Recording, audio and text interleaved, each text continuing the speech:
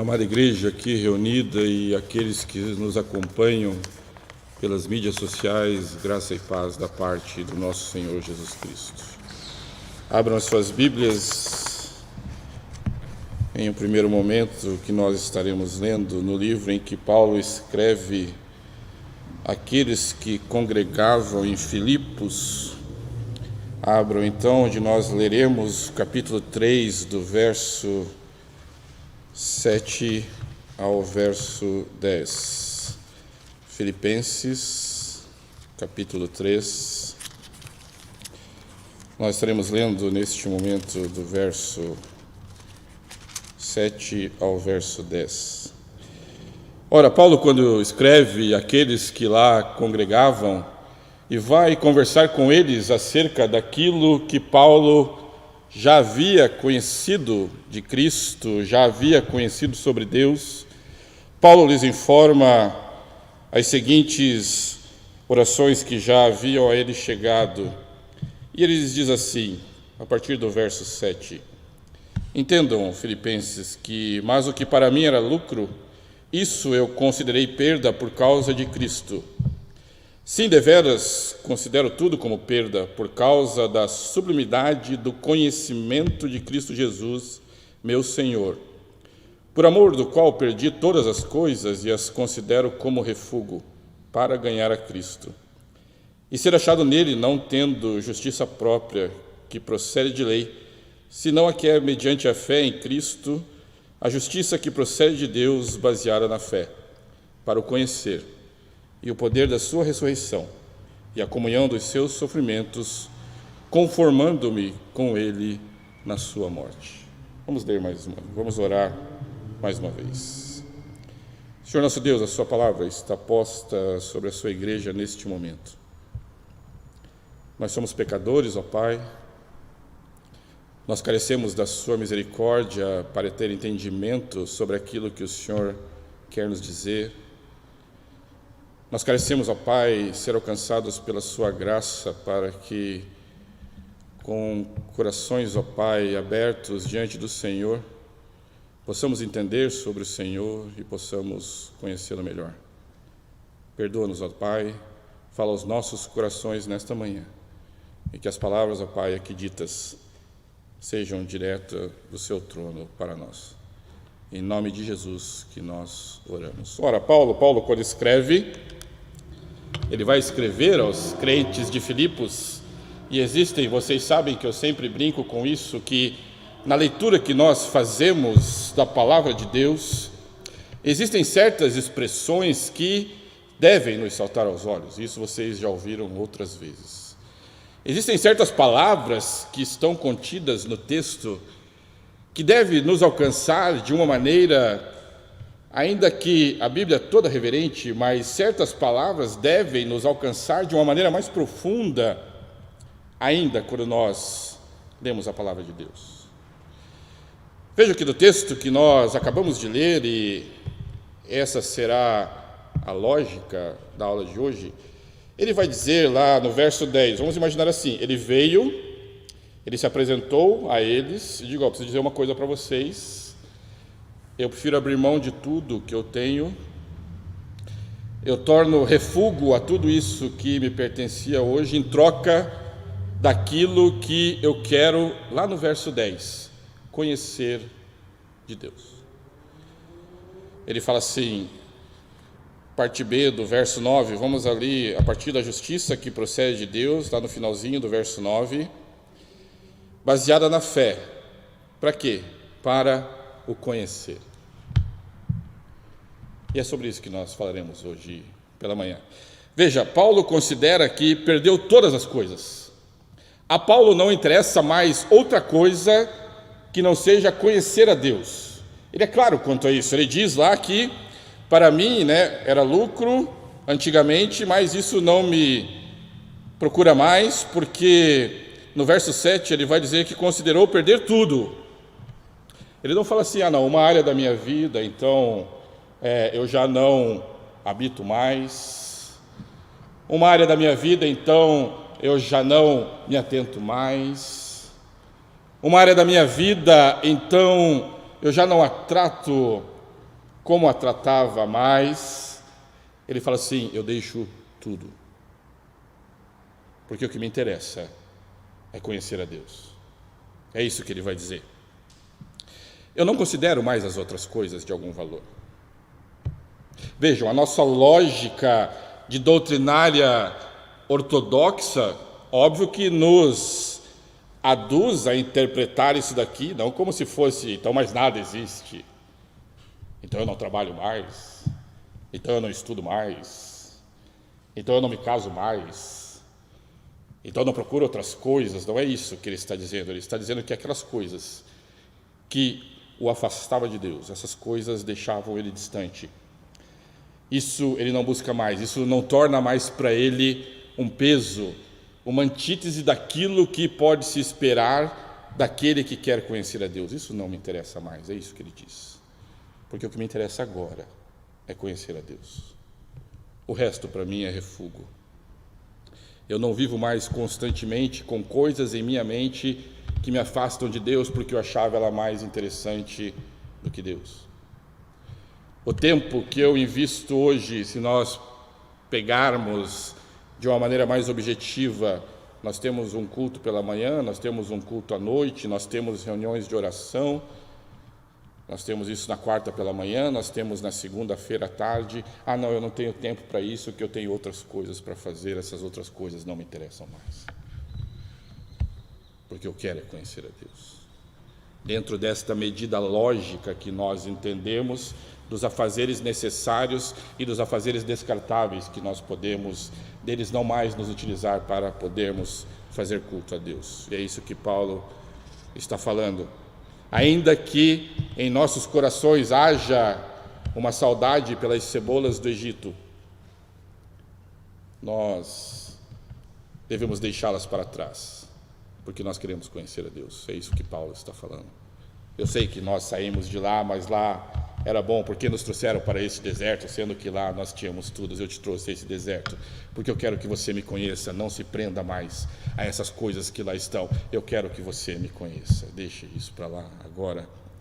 Portanto, se as cebolas do Egito ainda nos fazem falta, isso demonstra que nós estamos afastados do verdadeiro caminho em que nós devemos nos direcionar para conhecer a Deus. E nós, amados irmãos, precisamos enfrentar este tema com honestidade. Conhecer a Deus é diferente de saber sobre Deus. Conhecer a Deus é diferente de ter um parco entendimento daquilo que é Deus. Antes de eu assinar um contrato matrimonial, eu sabia sobre a minha esposa. Você tem lá o seu tempo de noivado, que ali é o checkmate. E agora, como que eu movimento as peças nisso? Assino um contrato eterno, ou movimento a peça para um outro lado e vou fazer, porque nós apenas estamos ali conhecendo um pouco. Nós não temos a profundidade do conhecimento de nossos parceiros. Depois que a gente casa, eu sei que minha esposa não gosta que eu deixe o sapato jogado na sala. Eu tenho conhecimento dela, ela não gosta disso. Eu sei que minha esposa não gosta que, após o meu lanche da noite, eu deixe o prato e o copo em cima do sofá. Eu conheço a minha esposa, ela não gosta disso. Assim é a nossa intimidade com Deus. Nós deixamos de apenas saber que existe um Deus, nós deixamos apenas de saber que existe alguém que é assim ou é assado, e nós passamos a conhecê-lo profundamente. E se nós passamos a conhecê-lo profundamente, nós passamos a ter um outro entendimento daquilo que Deus é. Nós, como já foi dito aqui, quando nós queremos defender a nossa doutrina, ainda mais eu como professor, nós a defendemos de uma forma tão veemente, nós defendemos qualquer história doutrinária errônea que venha contra nós, nós a enfrentamos de frente, porque entendemos ela não ser correta, mas esse conhecimento, esse saber a doutrina, não significa essencialmente conhecer o Deus dessa doutrina.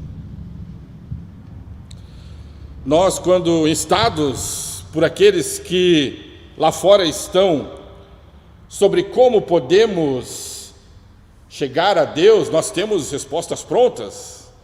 Nós dizemos assim: confesse a Jesus Cristo como seu único e eterno Salvador, saiba que Ele fez um trabalho na cruz que não era seu, que não era dele, esse trabalho era seu. Saiba que depois, através do Espírito Santo que é derramado em nossos corações, a conversão te atinge, você sai de um caminho que você ia e você vem para o caminho correto. Saiba então que depois de tudo isso, o Paráclitos, que Ele nos mandou, estará convosco por todos os dias da sua vida. Vá em paz. Nós sabemos isso da ponta da nossa língua. Se instados, nós respondemos na hora. Nós nem titubeamos quanto ao que pode ser feito em relação à salvação. Nós entendemos isso. Mas nós conhecemos profundamente como se dá isso. Sendo assim, será que podemos afirmar com certeza que nós conhecemos a Deus? Ou nós temos um parco entendimento daquilo que Ele é? Vamos então tratar de algumas evidências e não se preocupem quanto a isso, quando nós eu posso olhar para o meu irmão e ele dizer assim: me parece que você não conhece a Deus. Pode. Nós podemos olhar então para os nossos irmãos da nossa igreja e falar: me parece que essa intimidade com Deus que você procura exalar enquanto encontra os outros não se transcende em algo tão verdadeiro assim. Porque existem elementos que nós podemos observar que denotam o conhecimento e a intimidade que nós temos para com o nosso Deus. Abra lá sua Bíblia no livro de Daniel.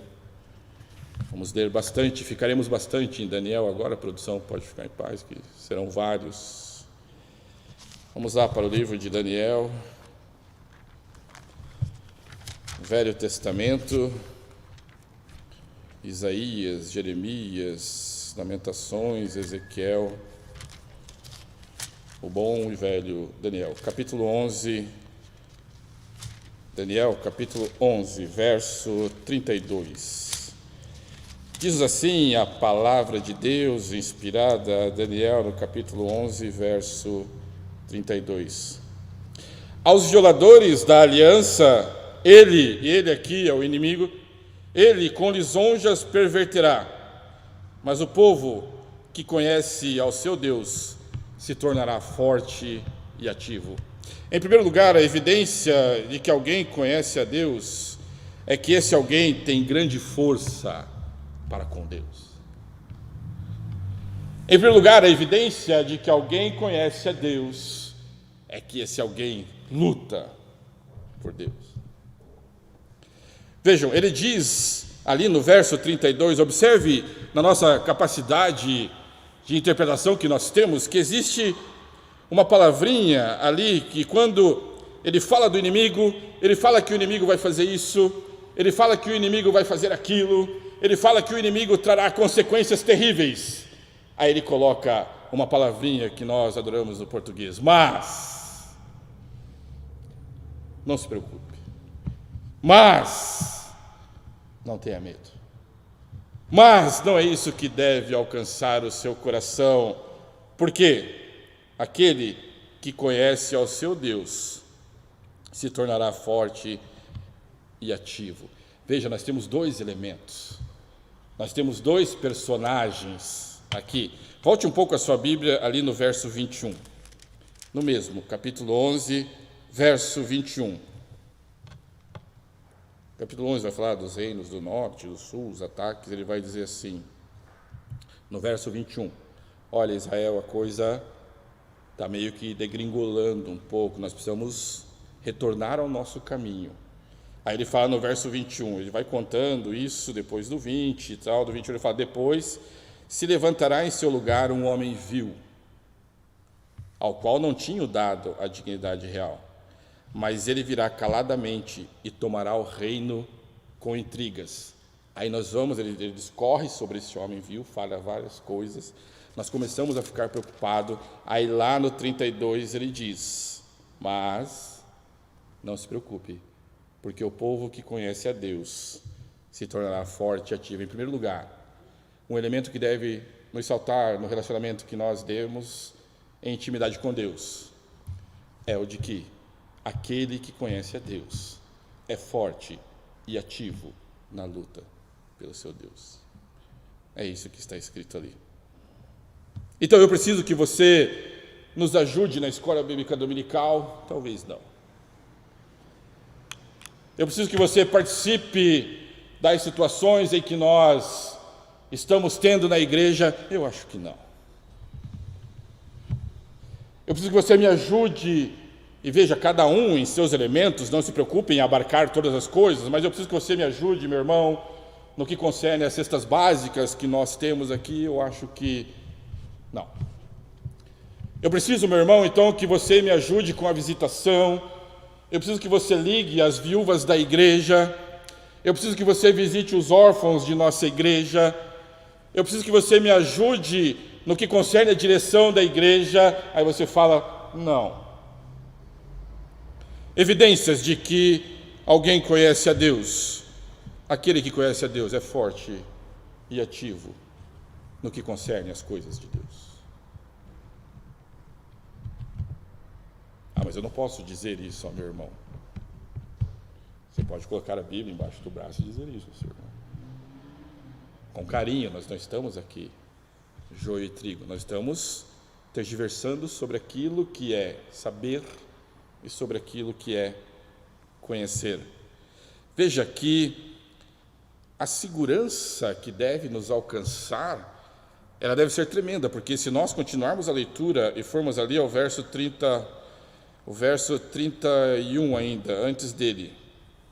Vejam, nós fortes e ativos, o verso 31, antes do 32, os dois elementos que nós tínhamos, vil e ativo. Verso do 31, deles sairão forças que profanarão o santuário, a fortaleza nossa, e tirarão o sacrifício diário, estabelecendo a abominação desoladora.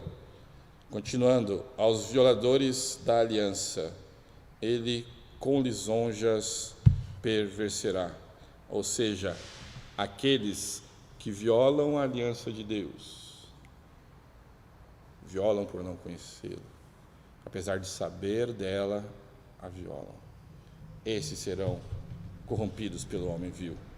Mas aqueles que conhecem a Deus serão fortes e ativos. Portanto, nós não podemos descansar quando nós vemos homens se levantando contra a igreja de Deus.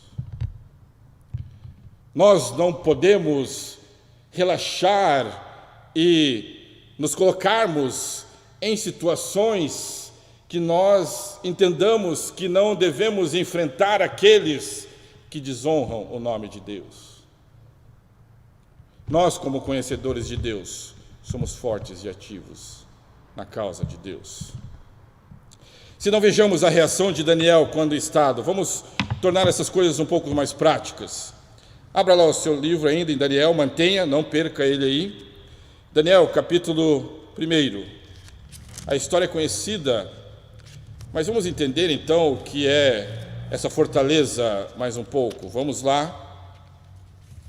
E nós teremos vários exemplos do próprio livro de Daniel de como isso pode ocorrer. Daniel, capítulo 1, nós leremos do verso 8 ao verso 16, e as 4, 5 ou talvez 6 aulas que nós venhamos a ter nesse primeiro semestre, pela escala que nós temos, nós estudaremos isso, o conhecimento profundo de Deus. Veja lá, Daniel, capítulo 1, do verso 8 ao verso 16. Resolveu Daniel firmemente, ora, nós nem estamos ainda no capítulo 11, mas Daniel, quando escreve, ou aquele que aqui labuta nas letras deste livro, já coloca que, por conhecer a Deus, Daniel firmemente resolveu. A história anterior aqui, nós não precisamos ler, mas vocês sabem que é aquele da ração diária. Lembra da ração diária? Então nós vamos comer agora, então o rei chama todos aqueles que vieram lá de Israel. O rei chama, Nabucodonosor vem, então agora eu quero que todo mundo fique forte, todo mundo vai comer das finas iguarias do rei.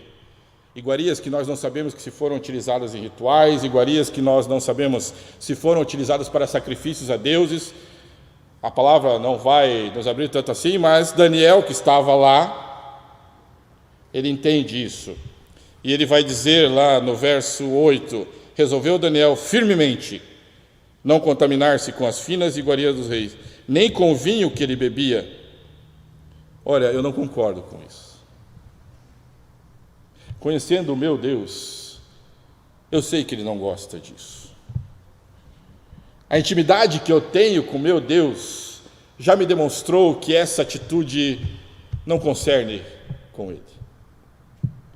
O conhecimento, e essa é a diferença, não é o saber, o conhecimento que eu tenho do meu Deus me dá a entender que eu não devo meter a mão no jarro. O conhecimento que eu tenho do meu Deus me explicita que o meu leito deve ser sem mácula.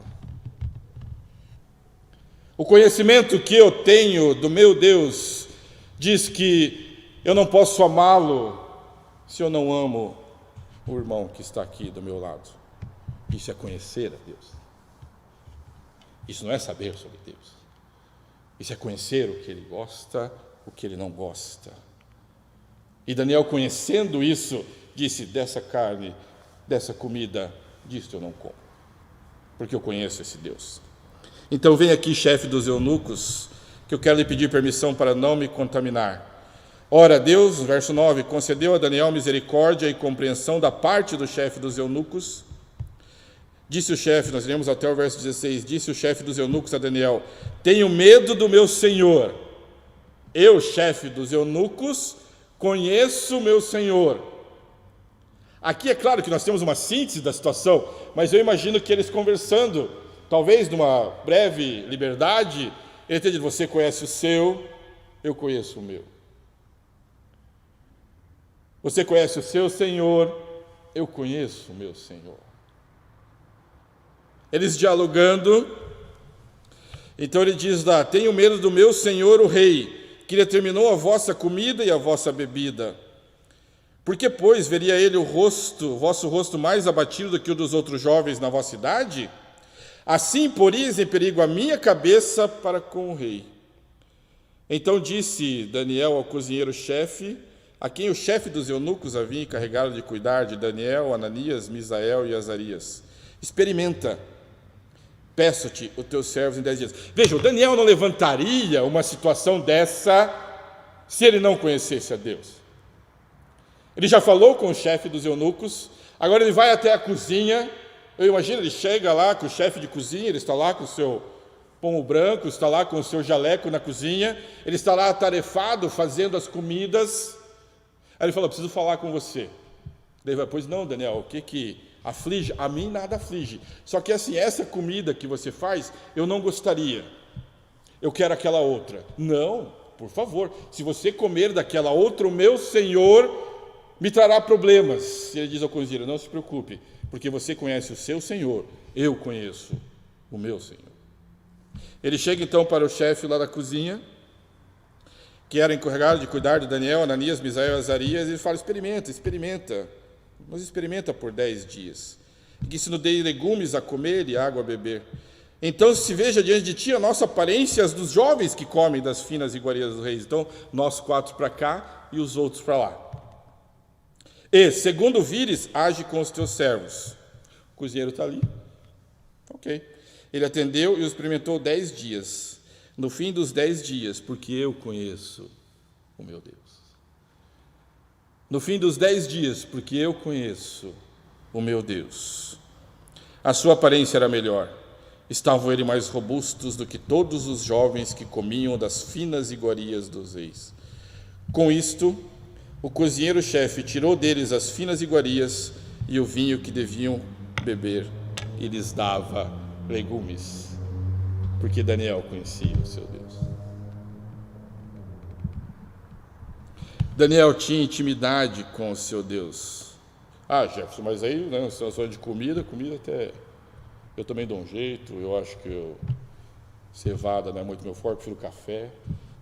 A gente tem um problema aí. o joelho de porco vai tranquilo, né? Porque aqui nós vamos bem. Mas ele enfrenta mais ainda. Sempre que o seu Deus é tentado, assolado, sempre que há uma tentativa de assolá-lo, ele os enfrenta. Vejam lá, continuamos. Daniel, capítulo 6. Vamos continuar lá. Daniel, capítulo 6. Leremos o verso 10 e o verso 11. Vejam só. Aqui nós já sabemos, tá? As histórias, elas ficaram alojadas em nossa mente na escola bíblica dominical. Agora nós estamos um pouco mais profundos. Aqui é aquele decreto do rei que ninguém podia orar, tá? Então aqui ninguém podia orar. Lembra-se disso? Então o rei fez um decreto, então mas ninguém pode orar a outros deuses, esse tipo de coisa. Então isso está na escola bíblica dominical. Aqui nós continuamos um pouco mais profundamente. Então Daniel, veja só. Daniel, pois, quando soube que a escritura estava assinada, ou seja, no exato momento, após tentarem afligir ou não deixarem que as orações chegassem a Deus, essa era a ideia daqueles, no exato momento em que eles sabem que não mais poderiam levantar a sua voz a Deus, no par e passo que ele tem entendimento de que ele não poderia mais levantar a sua voz aos céus, imediatamente o que ele faz? Ele vai e ora, porque ele conhece o seu Deus. Vejam lá no verso 10, Daniel, pois, quando soube que a escritura estava assinada, entrou em sua casa e em cima, no seu quarto, onde havia janelas abertas. Eu não vou me esconder nessa oração, eu não vou dar a entender que eu não sei disto que foi dito que não se podia orar, eu não vou dizer a eles que então eu me tranquei lá no meu quarto para orar e ninguém viu, então está tudo bem. Então nas janelas abertas eu me colocarei perante a janela e orarei. Por quê? Porque eu sou arrogante?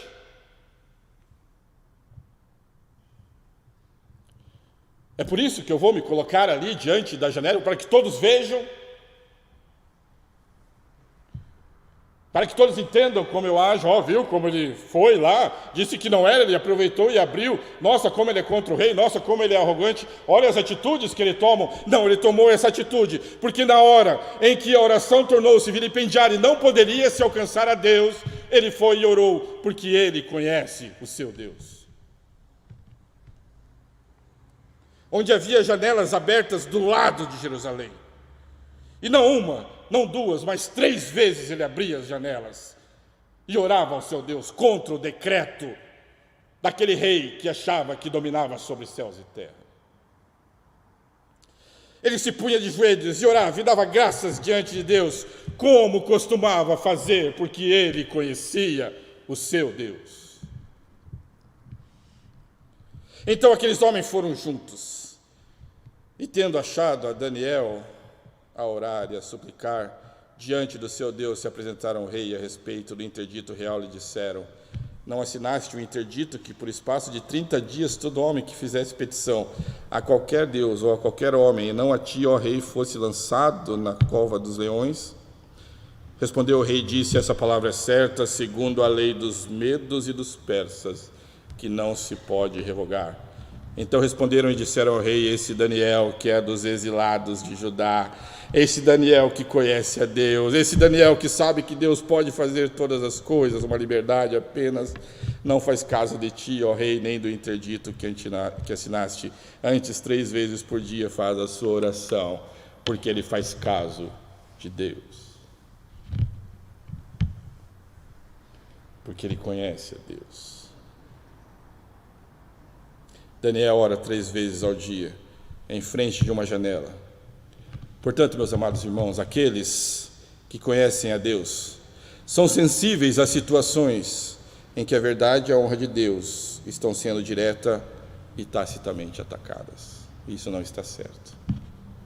Eu conheço o meu Deus. Isso não está certo. São pessoas que oram. Sendo assim, e essa é a ideia do primeiro ponto, se em nós houver pouca energia para a oração e pouca prática resultante disto, estamos seguros que ainda conhecemos muito pouco de Deus. Quando se disse não se ora, Daniel foi lá e orou. Quando se disse coma, Daniel foi lá e não comeu. Quando se disse ele não faz caso do nosso rei, ele não faz mesmo. Porque o rei que eu conheço domina terra e céus. O rei que vocês conhecem é passageiro. Ele vai morrer daqui a pouco. Ele não vai estar mais aqui. Em segundo lugar, aqueles que conhecem a Deus têm grandes pensamentos a respeito de Deus. Abra lá o seu livro de Daniel ainda, capítulo 4, versos 26.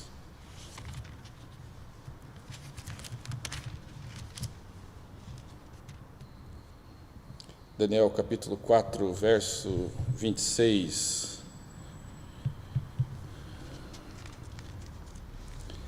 Quanto ao que foi dito, que se deixasse a cepa da árvore com as suas raízes, o teu reino, ele está falando com Nabucodonosor, que é outra história da escolinha dominical, lembra lá, Nabucodonosor, tem até um nome para essa doença, agora eu não me lembro, mas vai à relva comer com os animais e passa 7 períodos com orvalho em suas costas. Tem um nome, perdoe que eu já vi esse nome, mas não me atentei em colocá-lo. Então essa é a historinha do rei. Então ele está dizendo para o rei o que vai acontecer, e olha como ele explica as coisas que aconteceriam. Ele fala, quanto ao que foi dito, que se deixasse a cepa das árvores com as suas raízes, o teu rei, o Nabucodonosor, tornará a ser teu, depois que tiveres conhecido que o céu domina. Eu preciso dizer para você, meu amado irmão, que aquele que conhece a Deus tem grandes pensamentos de Deus. Eu preciso contar a história sobre um Deus para você. Eu preciso dizer que esse Deus domina sobre os céus. Sabe, cozinheiro, não precisa ficar preocupado. Sabe, eunuco, não se preocupe, eu sei que você conhece o seu Senhor, mas eu preciso dizer a vocês que o meu Senhor domina os céus. E Daniel não para por aí, vamos ler mais lá. Abra no capítulo 5, uma folha para o lado, do verso 18 ao verso 23, veja Daniel, quando vai falar, ele diz lá no verso 18, ó rei, Deus, o Altíssimo, e aqui ele está falando com o outro, e aqui a outra história, lembra da história em que se escreve na parede, que eles estão dando uma festa lá, pegam todos os utensílios da casa, que eram da casa de Deus, utensílios de ouro, e dão lá para as concubinas beberem vinho, e dão para todos aqueles que estão lá festejando, e no meio da festa aparece uma mão, e uma mão escreve na parede, e o filho de Nabucodonosor fica desesperado com essa escrita, ele não sabe o que é, e ninguém pode dizer o que é isso. Então Daniel, quando vai explicar uma das coisas que ele diz, lá no verso 18, ele diz, ó rei, Deus, o Altíssimo, deu a Nabucodonosor teu pai, o reino, grandeza, glória e majestade. Por causa da grandeza que lhe deu, povos, nações e homens de todas as línguas tremiam e temiam diante dele. Matavam a quem queria deixava com vidas, e a quem queria exaltava, e a quem queria abatia. Nabucodonosor. Quando, porém, o seu coração se elevou e o seu espírito se tornou soberbo e arrogante, foi derribado do seu trono real e passou dele a sua glória. Foi expulso dentre os filhos dos homens, e o seu coração foi feito semelhante ao dos animais. E a sua morada foi com os jumentos monteses. Deram-lhe a comer erva com os bois, e do orvalho do céu foi molhado o seu corpo, até que conheceu. Até que conheceu. Quando ele conheceu que Deus, não qualquer Deus, César, preste atenção no que eu vou te dizer. Quando ele conheceu que Deus, o Altíssimo, quando ele conheceu que esse Deus, o Altíssimo, tem domínio sobre o reino dos homens e a quem quer constitui sobre ele. Veja, quando conheceu, você, Belsazar, que és filho, não humilhaste o teu coração, ainda que sabias de tudo isso.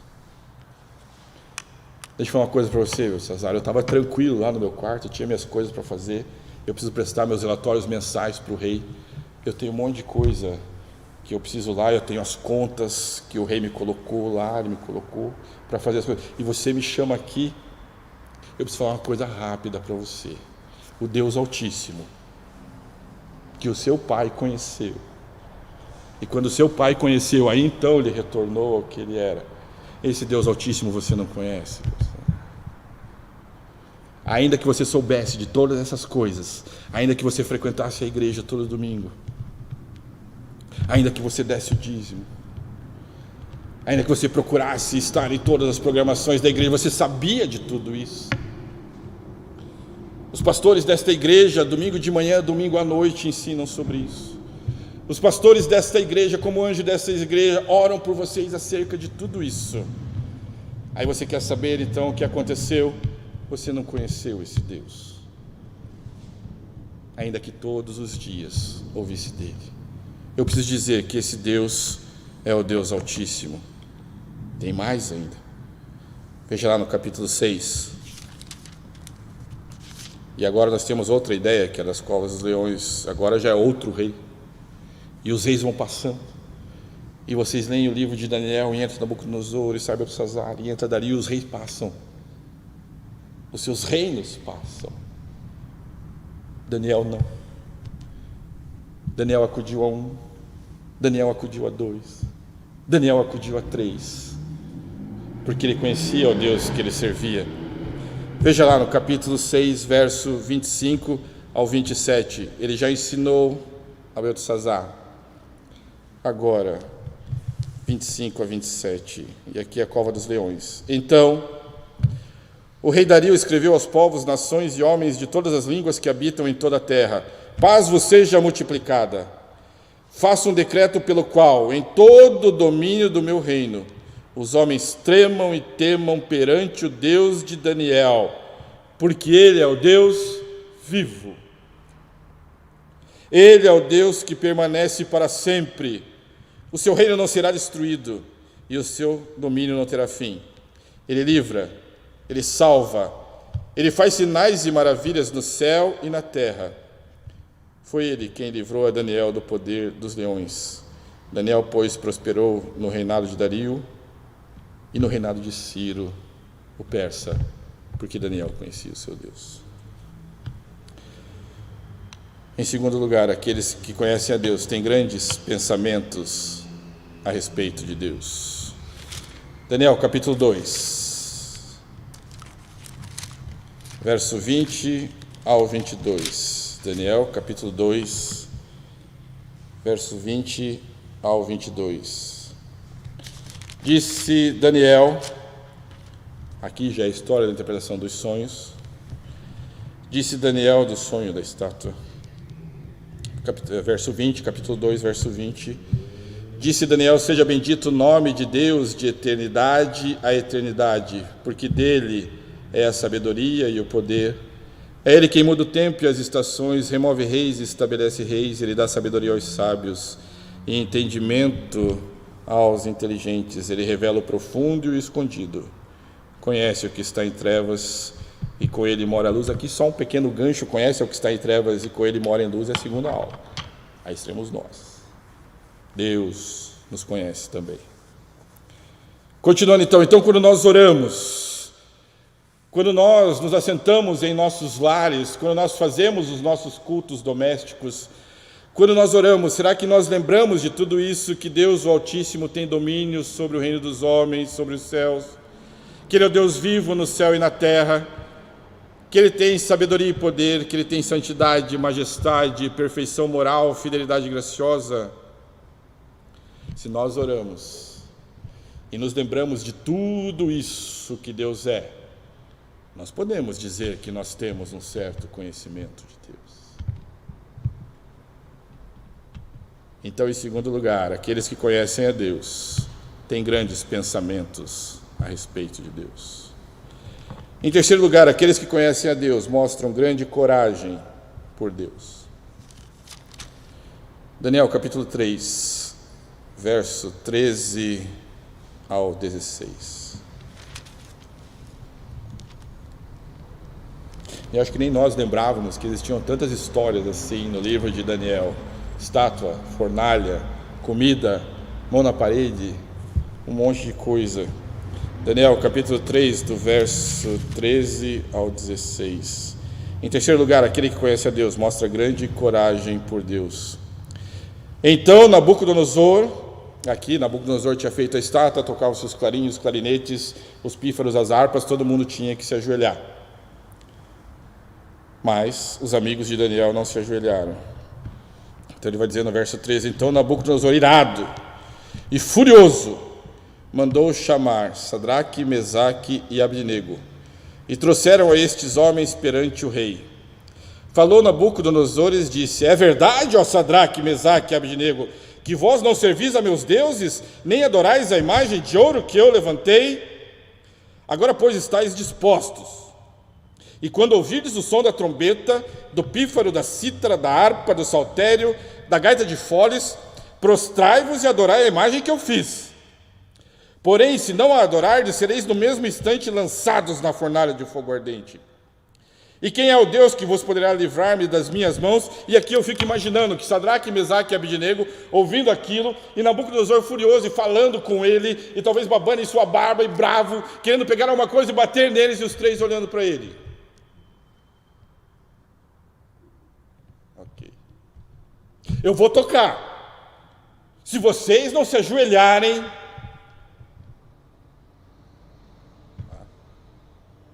foram vocês que não se ajoelharam? Ok, eu vou tocar. Se vocês não se ajoelharem, eles respondem: ó Nabucodonosor, olha a coragem dos três. Tinha uma fornalha ardente no fim do corredor, vamos imaginar que fosse isso. Olha a coragem deles. A Bíblia diz que Nabucodonosor está virado, a Bíblia diz que Nabucodonosor estava furioso. E nós já vimos como papai e mamãe ficam irados e ficam furiosos. Nós sabemos o que acontece. Nós temos lá a nossa varinha de marmelo atrás da porta. Nós temos lá a nossa cinta pendurada atrás da porta. Quando nós estamos bravos, nós estamos furiosos. Nós sabemos o que nós fazemos. Ele olha para Nabucodonosor. Se é a Clarinha e a Ana, ele olha e fala bem assim: nisto não necessitamos te responder.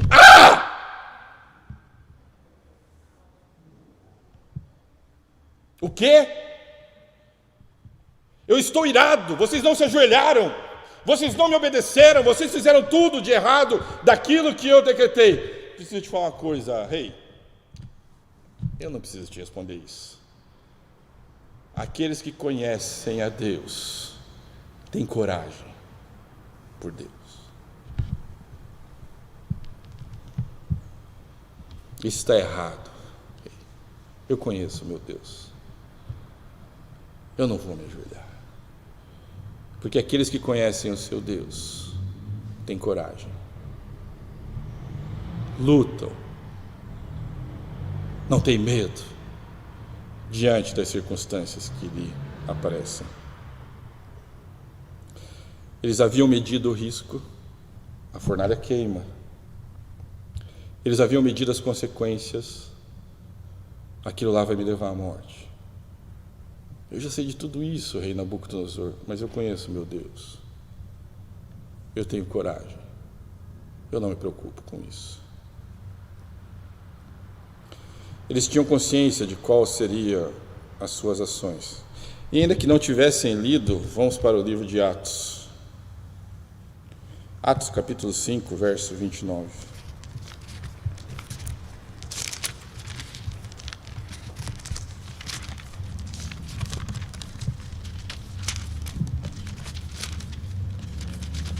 Atos capítulo 5, verso 29.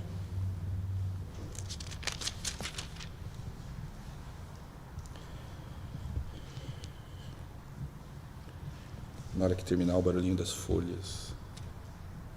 Atos capítulo 5, verso 29. Então Pedro e os demais apóstolos afirmaram: antes importa obedecer a Deus do que os homens. Porque eu sei que esse Deus, se Ele quiser, Ele pode. Atos capítulo 20, verso 24.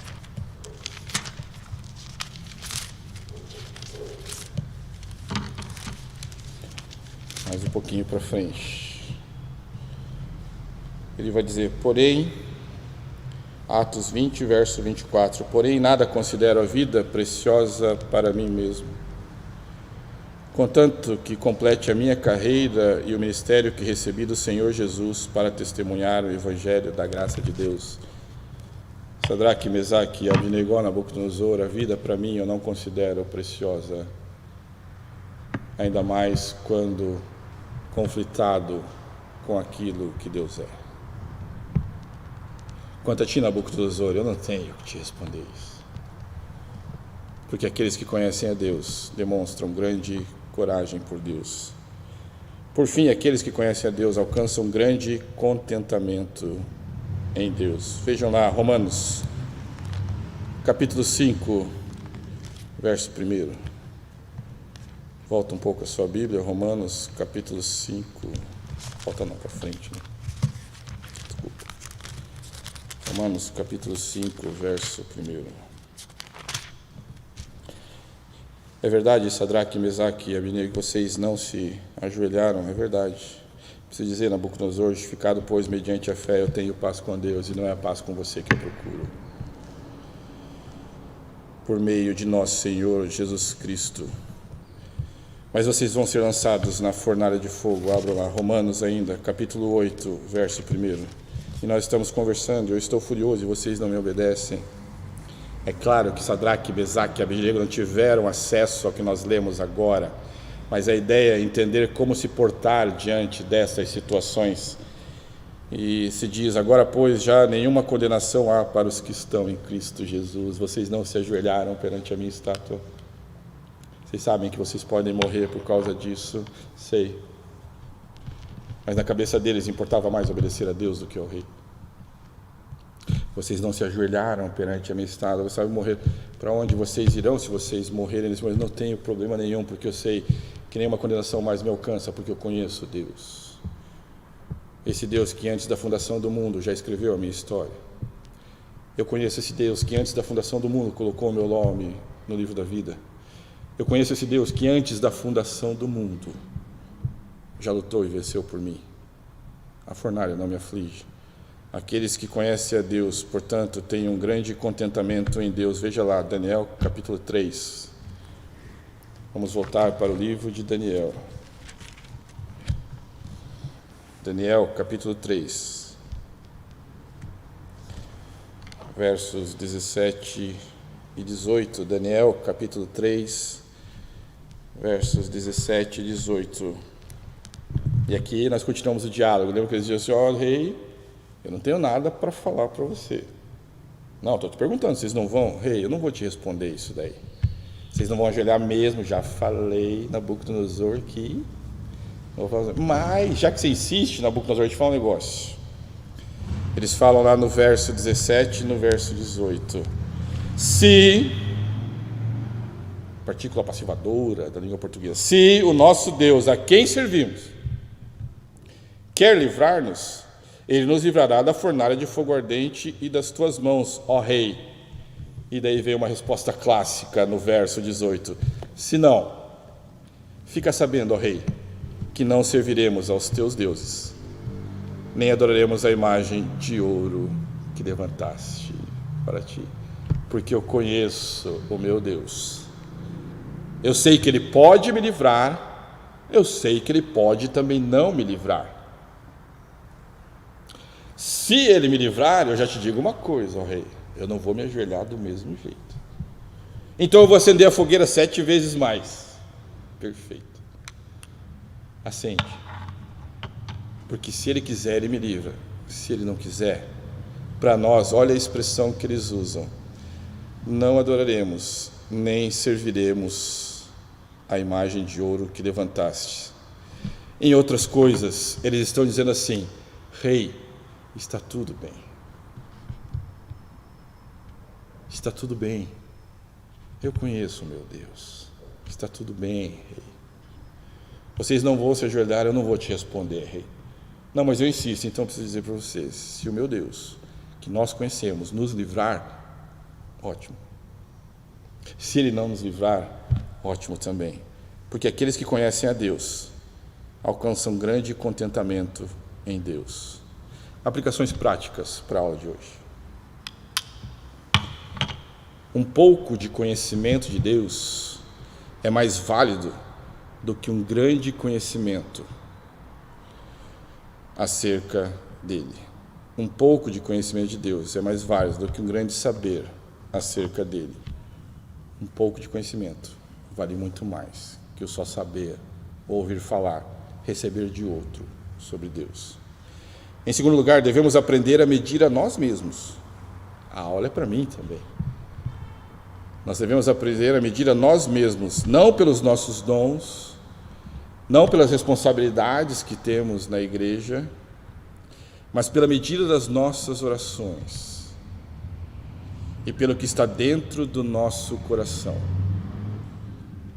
O conhecimento que nós medimos de Deus não se dá pelo oficialato que nós temos, pela aula que nós damos, mas ele se dá pela vida de oração e daquilo que emana do nosso coração.